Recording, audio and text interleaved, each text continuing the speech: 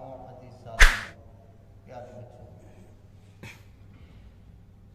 خداوند قدوس نے ہمیں اس دنیا میں صرف اور صرف اس لیے بھیجا ہے کہ ہم اللہ کی طرف اپنی زندگی کے تمام رخوں کو موڑ دیں۔ خداوند قدوس نے ہمیں اس دنیا کے پیٹ میں زندہ رکھا، دنیاوی نعمتیں ہر قسم کی ہم پر نچھاور کی۔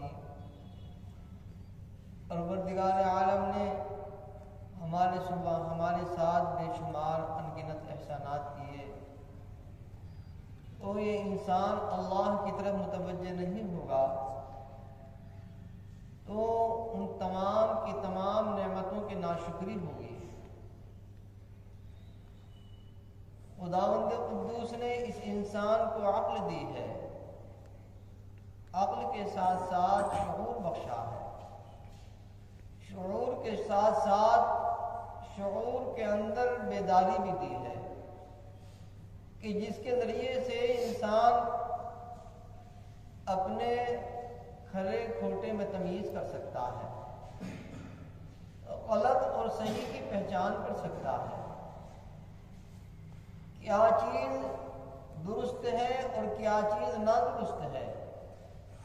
یہ تمام کی تمام چیزوں کو اللہ تبارک و تعالی نے اس انسان کو عقل کے ذریعے سے سمجھا دیا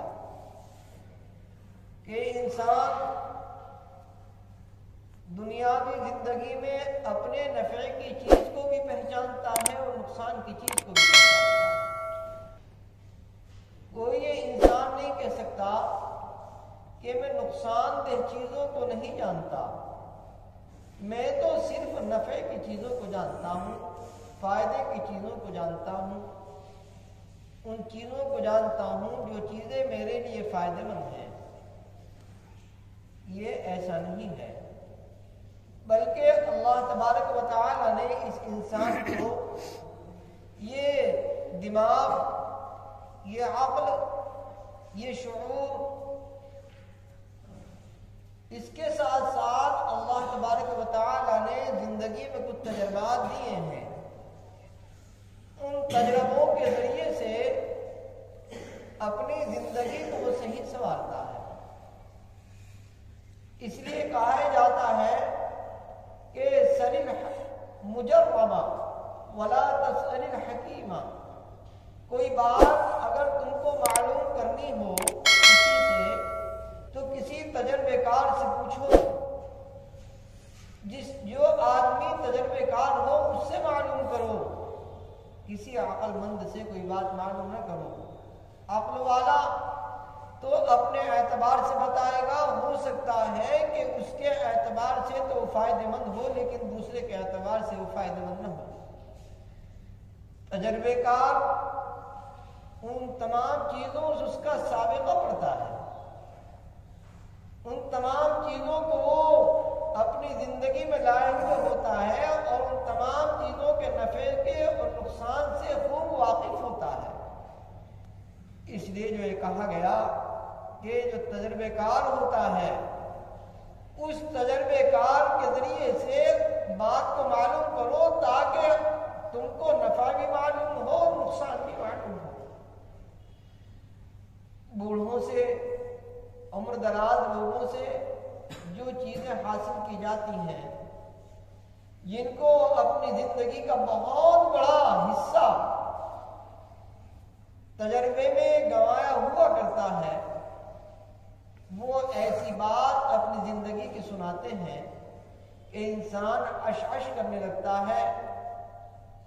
ہوتا یہ بھی ہے کہ اگر اس تجربے کار کی بات کے خلاف اگر کوئی کام کیا جائے گا تو نقصان پہنچتا ہے۔ اس لیے کہا کہ انسان کو عقل بھی دی ہے، شعور بھی دیا ہے، انسان کو اللہ نے دماغ بھی دیا ہے، اس عقل کے ذریعے سے اور دماغ کے ذریعے سے، بیداری کے ذریعے سے جو اللہ انسان کو دی ہے وہ اللہ تبارک و تعالیٰ کو پہچانے۔ حضرت مولانا مفتی محمد شعیب اللہ خان صاحب دامت برکاتہ نے فیضان معرفت میں مطالعہ کر رہا تھا کہ اس کے اندر لکھا ہے،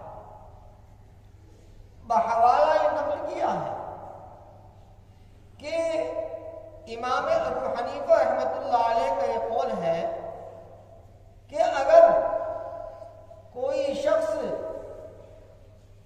ایسے مقام پر ہو جہاں پر کوئی اللہ کا نبی نہ آیا ہو، خدا کا کوئی پیغمبر نہ آیا ہو، خدا کا کوئی رسول نہ آیا ہو، تو اللہ نے اس انسان کو عقل دی ہے، اس عقل کے ذریعے سے خداوند قدوس کو پہچانے، خداوند قدوس کی معرفت کو حاصل کرے، پروردگار عالم کی شناخت کرے، زندگی کے اندر کیا چیز صحیح ہے، ایمان صحیح ہے یا کفر صحیح ہے، ان تمام کی تمام چیزوں کو پہچانے۔ امام ابو حنیفہ رحمۃ اللہ علیہ نے کہا کہ اللہ کا احسان ہے کہ اس نے انبیاء کو مبعوث فرمایا ہمارے فائدے کے لیے، ہمارے منفعت کے لیے۔ اگر اللہ انبیاء کو نہ بھی بھیجتا، دنیا میں انبیاء کرام علیہ السلام نہ بھی آتے، تو اس انسان کو جو عقل دی ہے، انسان کو جو دماغ دیا ہے، انسان کو جو شعور دیا ہے، اس عقل کے ذریعے سے انسان اللہ کو ضرور پہچانتا ہے۔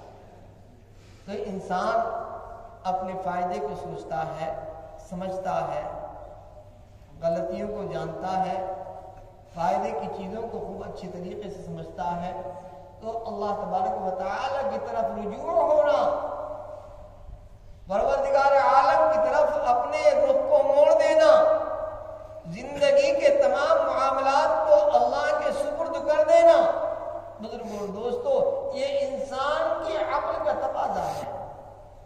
بے عقل اگر کوئی ہے، جیسے مجنون ہو گیا، پاگل ہے، دیوانہ ہے، خبط الحواس ہو گیا، غیر محسوس الحواس ہو گیا،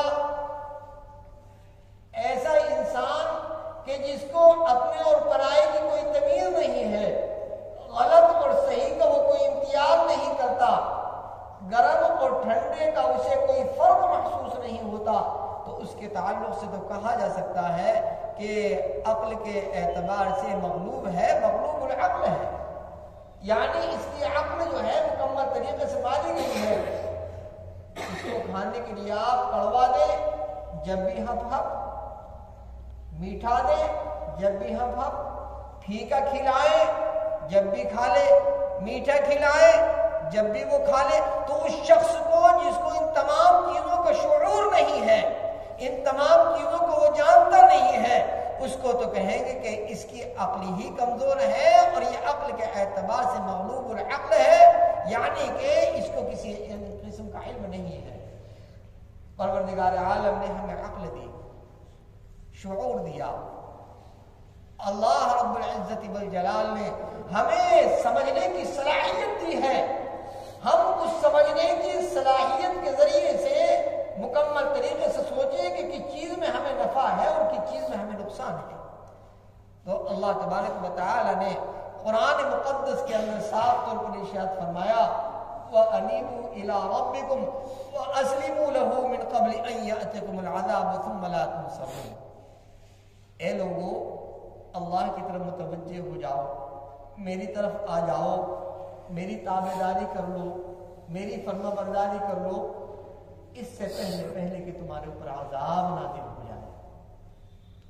قرآن کہہ رہا ہے اس سے پہلے کہ تم پر عذاب نازل ہو جائے، جب تمہیں سمجھنے کا وقت دیا، تمہیں اللہ نے مہلت دی، اس مہلت پر تم مکمل طریقے سے کاربند نہ ہوئے، عذاب الہی تمہارے اوپر نازل ہو گیا، پروردگار کا عذاب تمہارے اوپر آ گیا، ثم لا تنصرون، پر تمہاری مدد نہیں کی جائے گی۔ فرعون بادشاہ گزرا ہے، بہت سمجھایا، حضرت موسیٰ علیہ السلام نے بے انتہا سمجھایا، حضرت موسیٰ علیہ السلام نے بہرحال حالات وہ آئے کہ فرعون غرق ہو گیا. حضرت موسیٰ علیہ السلام بنی اسرائیل کو لے کر دریا سے پار ہو گئے. تو یوں کہا فرعون جب ڈوب رہا تھا دریائے نیل کے اندر تو اس وقت یوں کہہ رہا تھا کہ میں ایمان لایا اللہ پر اور موسیٰ کے رب پر میں ایمان لے کر کے آیا. تو اللہ تبارک و تعالی نے کہا الآن وقد عصیت قبل، اب تو کہہ رہا ہے کہ میں ایمان لے کر کے آیا کہ اس وقت کا ایمان تیرا قابل قبول نہیں ہے.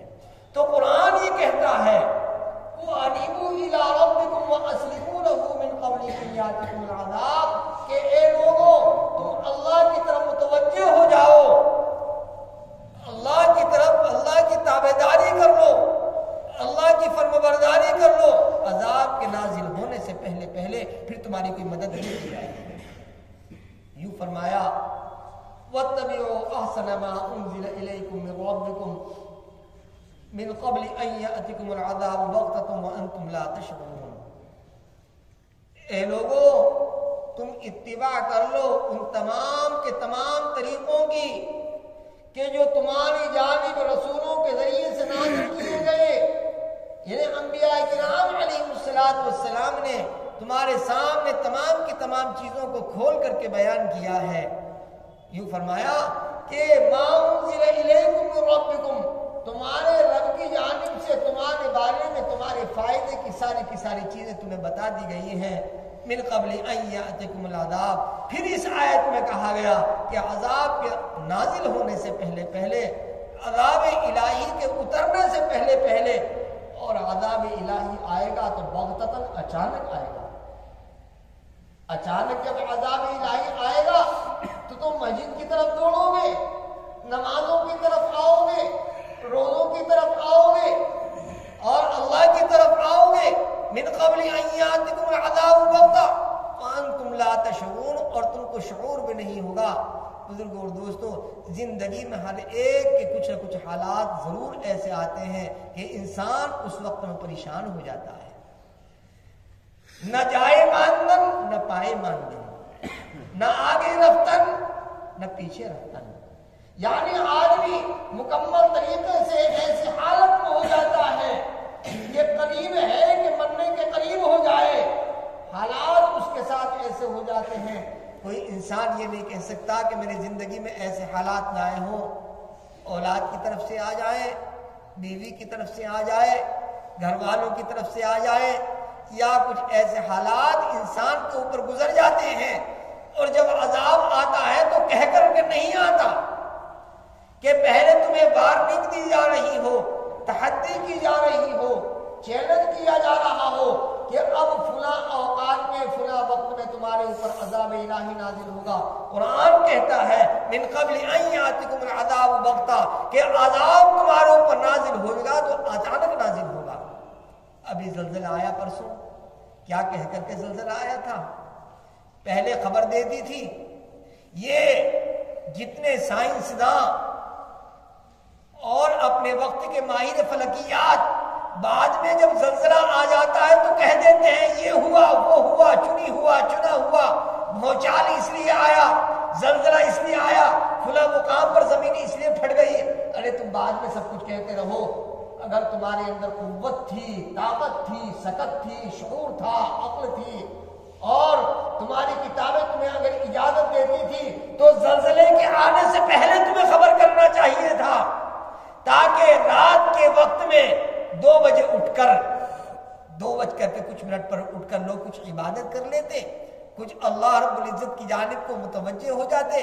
لیکن بزرگوں اور دوستوں، جب آتا ہے عذاب الہی تو عذاب الہی بغتتاً آتا ہے. قرآن کریم نے کہا یہ 24واں پارہ کھلا ہوا ہے. کیا عذاب نازل ہوتا ہے بغتتاً، تو عذاب یہ اچانک نازل ہوتا ہے، اچانک عذاب آتا ہے. بستیاں کی بستیاں الٹ جاتی ہیں، زمین پھٹ جاتی ہے، سڑکوں پر چلتی ہوئی گاڑیاں زمین کے اندر دھس جاتی ہیں، خاندان کے خاندان تباہ ہو جاتے ہیں، زمین ان کا اپنا پیوند بنا لیتی ہے. تو یوں فرمایا وَأَنْتُمْ لَا تَشْعُرُونَ، تمہیں پتہ بھی نہیں چلتا، کیا علم تھا کہ زلزلہ آئے گا؟ رات کو ہم سوتے رہیں گے، مسجد کی کنڈی بج جائے گی، ہمارے گھر کے دروازے جو ہے ہلنے لگیں گے، چارپائی کے اندر بھونچال آ جائے گا۔ تو اس لیے کہا اے لوگوں، اللہ تبارک و تعالی نے تمہاری طرف جو چیزیں نازل کی ہیں ان تمام کی تمام چیزوں کا تم اتباع کر لو، اس سے پہلے کہ تمہارے اوپر عذاب اچانک نازل ہو جائے۔ یہ تو اللہ کا فضل ہے، پروردگار کا کرم ہے، طفیل ہے جناب محمد رسول اللہ صلی اللہ علیہ وآلہ وسلم کا، کیا کہ ہمارے اوپر عذاب نہیں آ رہا ہے۔ پہلے جو عذاب آیا کرتے تھے، بستیاں کی بستیاں تباہ ہو جایا کرتی تھیں، جب عذاب الہی نازل ہوا کرتا تھا تو عذاب الہی مکمل طریقے سے عام ہوا کرتا تھا۔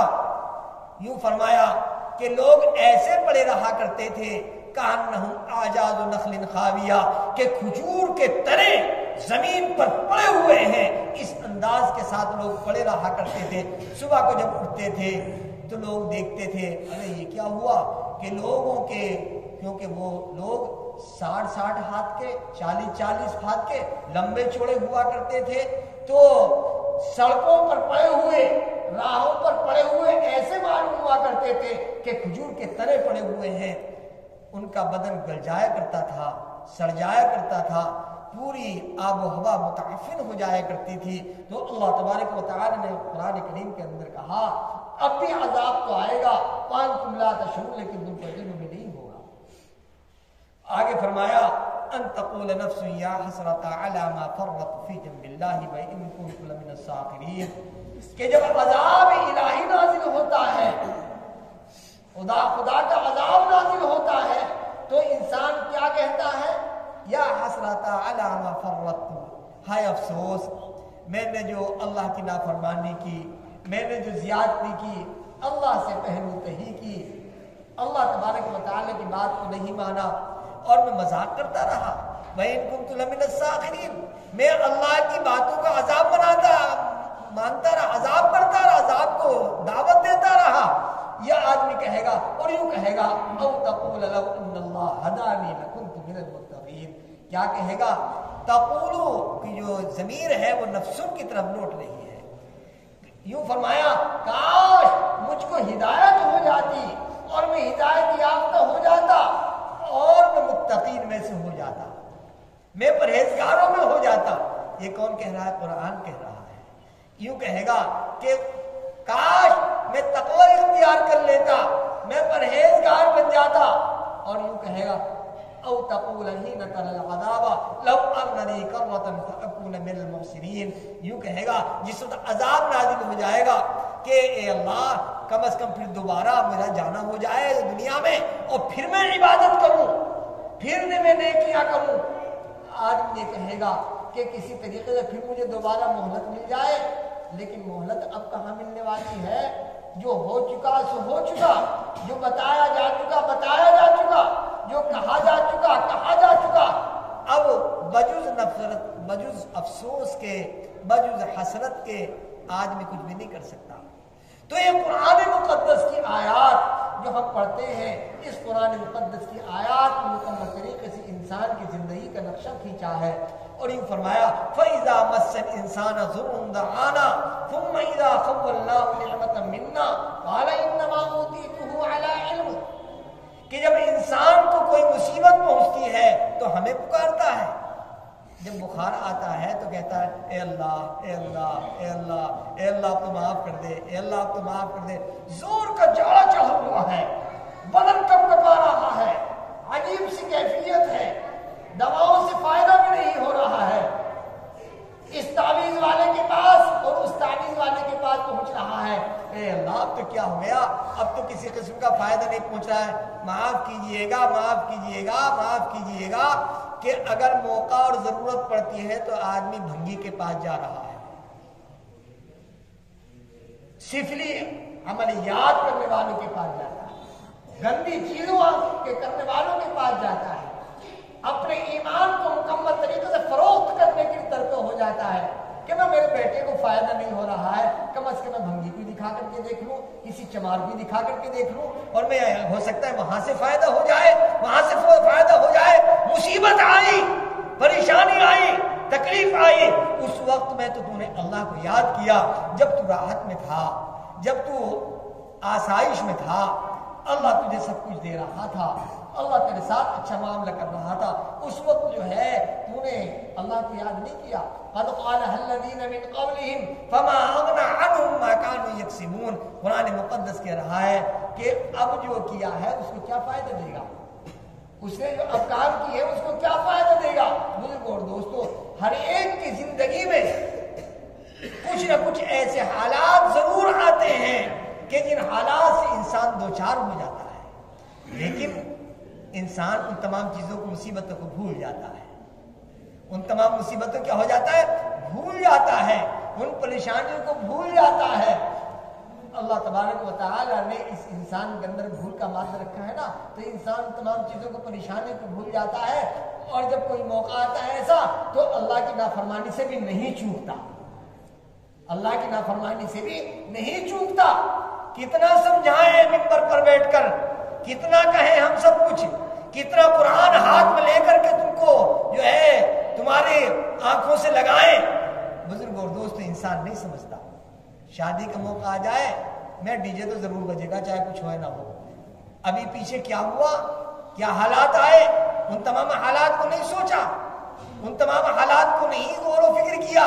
بزرگ اور دوستوں، کسی کے ساتھ اللہ تبارک و تعالیٰ کیا معاملہ کر رہا ہے، ذرا پچھلی زندگی کو بھی آپ دیکھیں، آپ یہ نہ سمجھیں کہ کس کے ساتھ کون سے حالات نہیں آئے ہیں، کس کے ساتھ کون سی مصیبت نہیں آئی ہے۔ کوئی آدمی یہ نہیں کہہ سکتا کہ میں تو میاں پوری زندگی عیش و عشرت کے ساتھ زندگی گزار رہا ہوں۔ میں تو یہ کہہ رہا ہوں اگر کوئی بڑھیا زندگی گزار رہا ہے تو وہ فرعون والی زندگی ہے، کیونکہ مصیبت جو آتی ہے تو اللہ کی طرف سے تو آتی ہے، اور اللہ اس تنگی کو بھی دور کرتا ہے۔ لیکن تنگی والے زمانے کو بھی یاد کریں، تنگی والے زمانے کو بھی اپنی یادداشت میں رکھے، تو اللہ نے جو شعور دیا ہے، جو عقل دی ہے، بزرگ اور دوست، انسان کو عقل ویسے نہیں دی، انسان ساری چیزوں کو سمجھتا ہے، لیکن انسان سمجھے گا کیا؟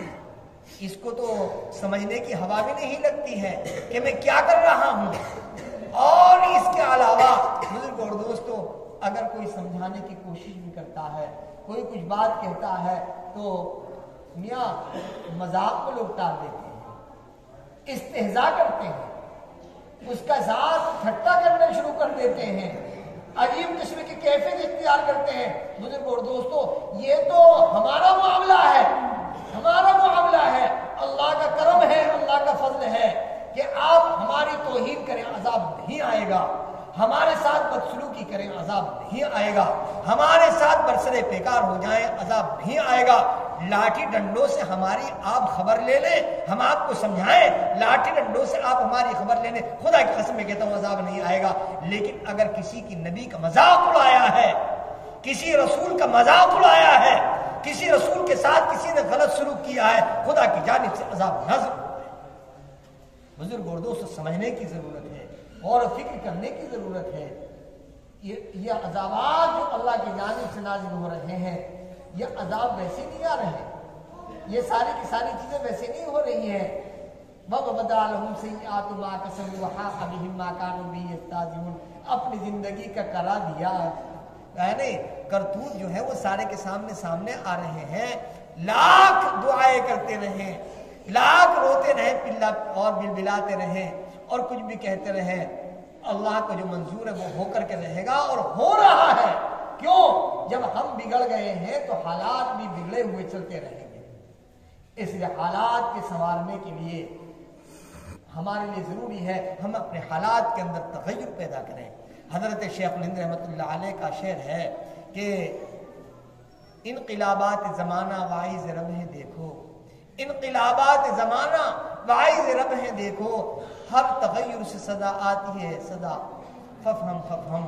اے انسان تو سمجھ لے سمجھ لے سمجھ لے سمجھ لے، یہ صدا آ رہی ہے، یہ آواز آ رہی ہے، بار بار ہم اعلان کر رہے ہیں، بھائی آپ ڈی جے شادی میں نہ بجائیے، آپ یہ کام نہ کریے، غیر شرعی چیزوں کو نہ اختیار کیجیے، شادی کیجیے، آپ اپنے ساری تمناؤں کو پورا کیجیے، دوسرے انداز سے پورا کیجیے، کھانا بہترین قسم کا کھلائیے، عزت کے ساتھ احترام کے ساتھ سارے کام کیجیے، لیکن جس سے شیطان قریب آتا ہو، اللہ کی ناراضگی، اللہ کا غضب نازل ہوتا ہو، ان چیزوں کو تو چھوڑ دو، ان چیزوں کو چھوڑنا تو ضروری ہے۔ اگر غضب الہی کو تو ہم خود دعوت دے رہے ہیں، غضب الہی کو تو ہم خود دعوت دے رہے ہیں۔ ایک صاحب نے کہا مولانا عبید اللہ سندھی سے کہ میں ایک بات بتاؤ، جنت میں ہر چیز ملے گی؟ کہ جی ہاں ہر چیز ملے گی۔ کہ میاں ایک بات بتاؤ، مجھے حقہ کا بڑا شوق ہے، حقہ بھی ملے گا؟ نہیں ملے گا وہاں، ہے نہیں بھائی، وہاں پر جنت میں جو ہے سب چیز ملے گی انشاءاللہ العزیز، لیکن کام ایسے کرو گے جیسے ہمارے کرتوت ہیں تو جنت میں کچھ بھی نہ ملے گا۔ کہتے یا حسرت علی ما فرطت فی جنب اللہ و ان کنت لمن الساخرین، وہاں کہتے رہیں گے ہائے افسوس، ہائے افسوس، ہر چیز پر کفے افسوس کرنا پڑے گا۔ تو حضرت مولانا عبید اللہ سندھی سے کہا علیہ الرحمہ کہ حضرت مجھے بڑا حقے کا بڑا شوق ہے، اور ایک بات بتاؤں، ہر چیز کی تمنا پوری ہوگی۔ یہاں تمنا کو دبائیں گے وہاں تمنائیں پوری ہوگی۔ یہاں شراب اگر پیو گے وہاں شراب طہورہ نہیں ملے گی۔ یہاں پر اگر تم مفلسی کی، افلاس کی، تندرستی کی زندگی گزارو گے اللہ وہاں عیش دے گا۔ یہاں اگر زندگی کے سارے مزے لوٹ لیے وہاں تمہیں کچھ ملنے والا نہیں ہے، وہاں ہمیں کچھ ملنے والا نہیں ہے۔ تمہارا یہاں پر ابھی ایک کو سمجھایا تو زور سے کہہ رہا تھا، لڑکا وہ نوجوان کھڑا ہوا، میں نے اپنی کہانی سنا، میں چلو یہ چیز کیوں نہ کرے، تم نے شراب پی تو پی لو، شراب پیو، شراب پیو، شراب پیو۔ بزرگ اور دوستوں اپنی کانوں سے سنا، کسی کی دور سے دور کے آدمی کے کہیں بھی بات نہیں کہہ رہا ہوں۔ تو بزرگ اور دوستوں تو مولانا عبید اللہ سندھی رحمۃ اللہ علیہ نے سکھا، اور ایک بات یہ بتاؤ نا بھائی، جنت میں ہر چیز ملے گی۔ ایک عورت یہ چاہے گی کہ میرے حمل ہو، بچہ پیدا ہو، آنن فانن حمل ہوگا، آنن فانن بچہ پیدا ہوگا، آنن فانن بچہ بڑا بھی ہو جائے گا۔ ایک کاشتکار یوں چاہے گا کہ میں کاشتکاری کروں تو آنن فانن بیج بھی بویا جائے گا، کھیتی بھی کھڑی ہو جائے گی، کھیتی کٹ بھی جائے گی، یعنی وَلَكُمْ فِيهَا مَا تَشْتَهِي أَنفُسُكُمْ وَلَكُمْ فِيهَا مَا تَدْعُونَ، آپ وہاں جو چاہیں گے وہ آپ کو ملے گا۔ لیکن جب اب دنیا کی زندگی میں خواہشات کو دبائیں گے، دنیا کی زندگی میں آپ خواہشات کو دبائیں گے، جنت میں جب ملے گا یہ ساری کی ساری چیزیں۔ تو مولانا عبید اللہ سندھی سے کہا کہ حضرت ایک بات بتائیے کہ وہاں حقہ ہوگا نہیں ہوگا؟ تو کہا ہاں حقہ تو ملے گا ضرور انشاءاللہ، تمہاری تمنا ضرور پوری ہوگی، کیونکہ اللہ نے کہا ہے نا کہ وَلَكُمْ فِيهَا مَا تَشْتَهِي أَنفُسُكُمْ، تمہاری منچاہی چیز وہاں پر ملے گی، لیکن آگ لینے کے لیے جہنم میں جانا پڑے گا۔ تو کہ حضرت معاف فرما دیجئے، مجھے ایسے حقے کی ضرورت نہیں، مجھے ایسے حقے کی ضرورت کیوں؟ جنت میں آگ کا کوئی کام نہیں ہے، وہاں تو نور ہی نور ہے۔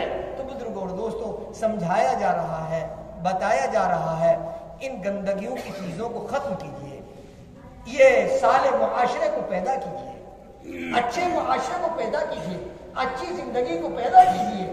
یہ میرا نوجوان طبقہ جو اس اعتبار سے غلائز میں اور گندگیوں میں ملوث ہے، ان تمام چیزوں کو چھوڑ دے۔ ان تمام چیزوں کو چھوڑنا ضروری ہے۔ ایک روز کا رونا ہو تو رو کر صبر آئے، ہر روز کے رونے کو کہاں سے جگر آئے۔ بزرگ اور دوستوں سمجھانے کا کام اپنا ہے، سمجھایا جا رہا ہے۔ بھائی دیکھو اللہ کے یہاں سمجھانے کی بڑی قدر ہے۔ وَذَكِّرْ فَإِنَّ الذِّكْرَىٰ تَنفَعُ الْمُؤْمِنِينَ، پیار کے ساتھ سمجھایا جا رہا ہے۔ وہیں پر کہو گے کہ آپ نے مجھے سمجھایا تھا، اس میں بھی یہ بات ہے کہ میں نے سمجھایا اور میں نے عمل نہ کیا، تو کہا کہ ہمیں تو سمجھاتے تھے اور خود عمل نہیں کیا کرتے تھے۔ لِمَ تَقُولُونَ مَا لَا تَفْعَلُونَ، اس لیے یہ بات بھی ہے کہ اگر میں نے عمل نہیں کیا اور میں تم کو سمجھا رہا ہوں، تم اس بات سے رک گئے تو اس میں میری بھی پکڑ ہوگی، ہماری بھی پکڑ ہوگی، کہنے والے کی بھی پکڑ ہوگی۔ لیکن کہنے کا منشا یہ ہے کہ ان تمام چیزوں کو چھوڑیے، اپنے معاشرے کو صالح کیجیے، اپنی بستی کو ان تمام چیزوں سے گندگی سے دور کیجیے، ان تمام چیزوں کو پہلے ہی ختم کر دیجیے، کہنے کی نوبت بھی نہ آئے۔ دعوت کھلائیں کہ کھا لیجیے گا دعوت، اور اچھا ٹھیک ہے دعوت کھلا دی میاں، مدرسے کے بچوں کی بھی دعوت اور ہماری بھی دعوت، اور میں شام کو ٹن ٹن ضرور بجے گی، ہے نہیں، اور ڈھم ڈھم ضرور ہوگا، اور اس پر شراب کا دور چلے گا، اور اس کے ساتھ ہمارے نوجوان لڑکے تھر تھرائیں گے، ہے نہیں، اور وہ سب کچھ ہوگا، اور ہمارے محلے کی لڑکیاں کھڑے ہو کر ان لڑکوں کے تھر تھرانے کو اور ان لڑکیوں کو تمام چیزوں کو دیکھیں گی۔ اللہ الیاذ باللہ، الیاذ باللہ، وہ تو اللہ کا بہت بڑا احسان ہے۔ یہ قرآن کا صدقہ، یہ حدیث کا صدقہ، یہ جناب محمد رسول اللہ صلی اللہ علیہ وآلہ وسلم کا صدقہ، کہ جو عذاب نازل نہیں ہو رہا ہے۔ بزرگوں، پہلے اگر دراصل میں کسی نے کچھ کر دیا تو عذاب آ جایا کرتا تھا، اب عذاب تو نہیں آنے کا، تو کوئی کان کھول کے سن لو، اب عذاب نہیں آئے گا، بیماری آ جائے گی، نکبت آ جائے گی، ذلت آ جائے گی، رسوائی آ جائے گی، ظالم بادشاہ تم پر مسلط ہو جائے گا، اس انداز سے تو عذاب آئے گا۔ لیکن ایسے عذاب آ جائے کہ سارے کے سارے جو ہے گاؤں کے گاؤں تباہ ہو جائے، سارے کے سارے شہر کے شہر تباہ ہو جائے، اب ایسا تو نہیں ہونے کا۔ لیکن یہ چھوٹے چھوٹے جو عذابات آئیں گے، ان عذابات کے نازل ہونے سے پہلے ہم خود میں خود جائیں۔ اللہ عمل کی توفیق عطا فرمائے۔ وآخر دعوانا الحمدللہ رب العالمین۔